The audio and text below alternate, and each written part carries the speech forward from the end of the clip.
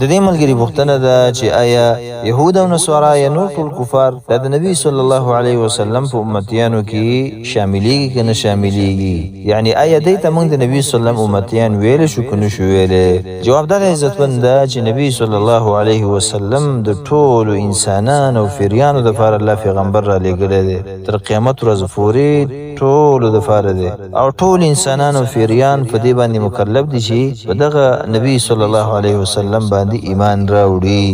لیکن بیا امت دو قسمه شو، که هغه انسانان دي او که هغه پیریان دي. چای خبره ومنله، چای ونه منله. نو چای چې خبره منلې د هغې ته امت الاجابه ویلی شي، هغه امت چې هغه دعوت قبول کړو، او هغه خلک او هغه پیریان چې هغه یې ونه منو، د نبي صلی الله علیه وسلم نبوت یې ونه منو، ایمان یې پرې رانه وړو، هغې ته امت الدعوه ویلی شي. یا د نبي صلی الله علیه وسلم د دعوت امت دی، دعوت یې ورته کړی دی لیکن اجابت یې ورته نه دی کړی. نو عموما دا په امت کې هغه داخل دی لیکن اجابت نه دی کړی. د دې وجې نه هغې دپاره به اور وي، او حدیث کې هم راغلي دی، هغه هم په دې باندې دلیل دی. امام مسلم رحمه الله روایت نقل کړی دی، نبي صلی الله علیه وسلم فرمایي والذي نفسي بيده لا يسمع بي احد من هذه الامه يهودي ولا نصراني ثم لا يؤمن بي الا كان من اصحاب النار والعياذ بالله. و زما دې په هغه ذات باندې قسم وي چې زما نفس د هغه په لاس کې دی، وایي د دې امت دی، وایي هېڅ یو تن هغه زما دعوت نه اوري، زما نه خبرېږي، یعنی ما نه خبر شي چې دا پیغمبر راوتی دی، او بیا په ما که هغه یهودي وي که نصراني وي، بیا په ما باندې ایمان را نه وړي، او دا کس او بیا وفات شي، په دغه حالت کې دا به وایي جهنم ته ځي والعیاذ بالله.